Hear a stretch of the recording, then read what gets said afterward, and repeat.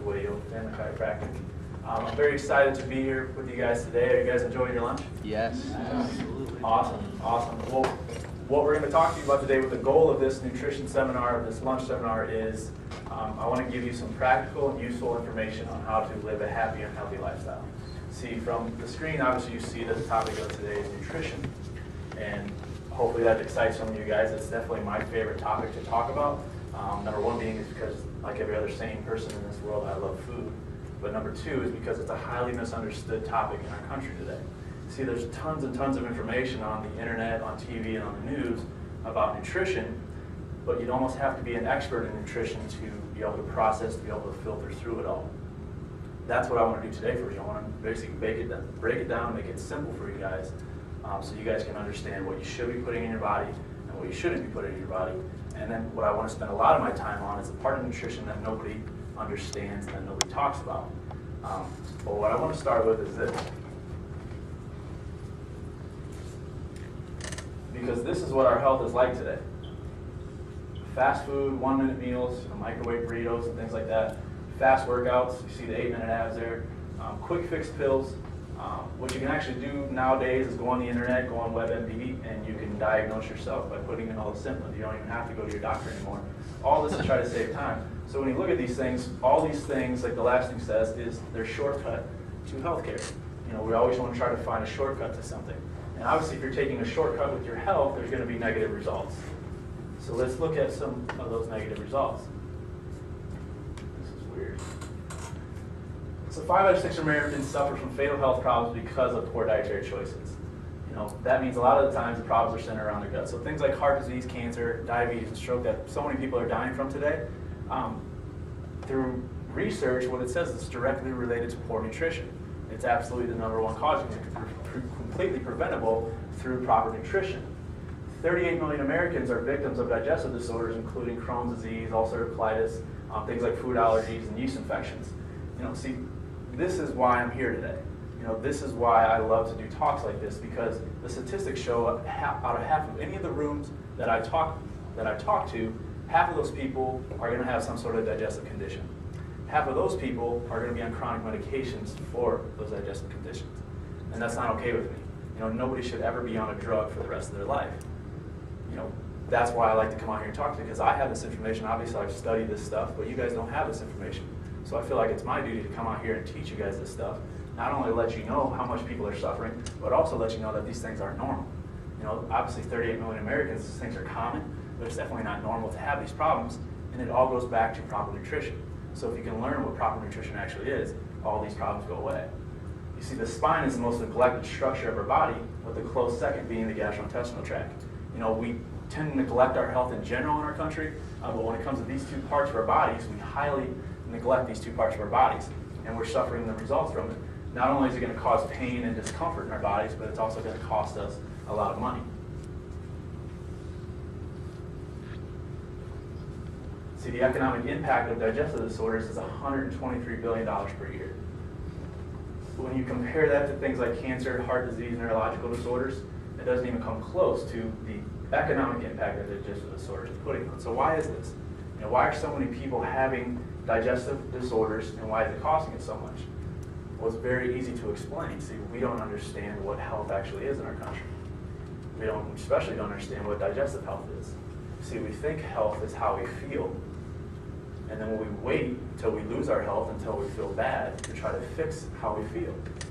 We treat conditions like this, which are just symptoms, with things like drugs and surgery. That's what we normally do, is we go to our medical doctor, we get things like drug or surgery, which make up the majority, the biggest chunk of that $1 billion that we spend on these conditions. So then what is the answer? The answer obviously is to figure out what health truly is. So we'll go to the World Health Organization. See, this is my definition. Hopefully we can all go along with the World Health Organization. Can we all do that? The definition of health is how your body functions and operates chemically, emotionally, and physically, not merely the absence of disease. Now this is a great definition, but what I want you guys to concentrate on is the word how your body functions, because health is nothing but function.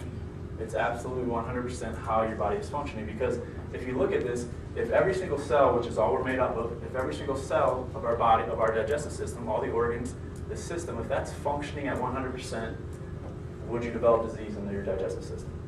No. Absolutely not. It'd be impossible, wouldn't it? So if I want to make sure that my body is healthy in general, and especially if my digestive system is healthy, what would I have to do then? I would have to figure out what controls my digestive system, right? So does anybody know what controls your digestive system?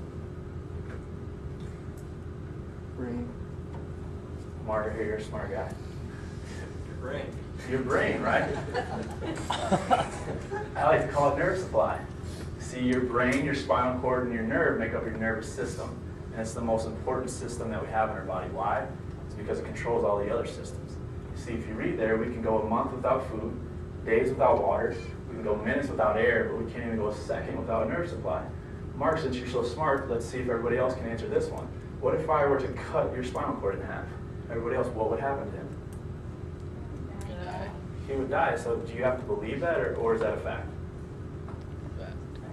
That's a fact. So let's look at these organs over here. What if I were to, let's not go so extreme in cutting your spinal cord in half, what if I were to just damage this nerve going to your heart, causing that nerve to be unhealthy? Would you think that heart would be unhealthy, or would you think that would be a healthy heart? Unhealthy heart, right? Absolutely. So when you begin to understand that, it's easy to look at how to keep a healthy digestive system. See, this is your digestive system. It's made up of 24 organs. Every single one of these organs have a nerve that goes to it and controls it.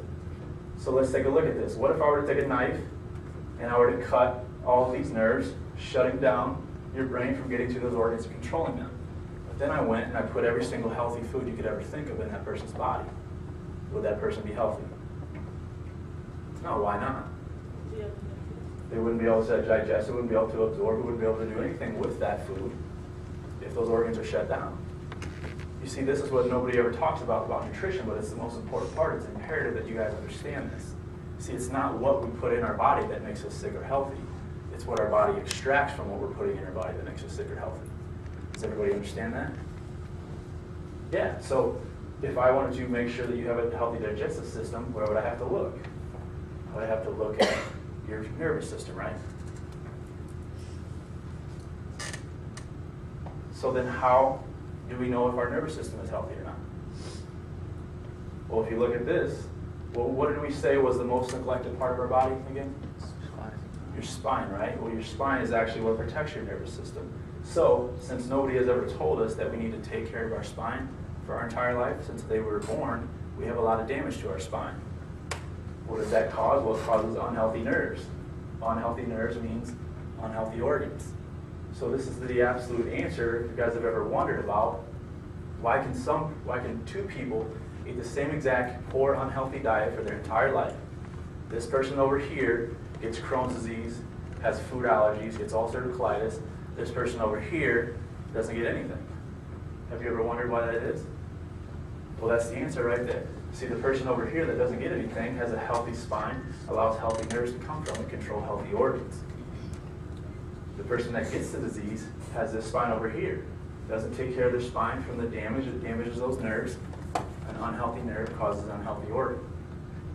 So can an unhealthy disease organ, can it absorb food? Can it digest food? Can it eliminate the toxins that are in our food?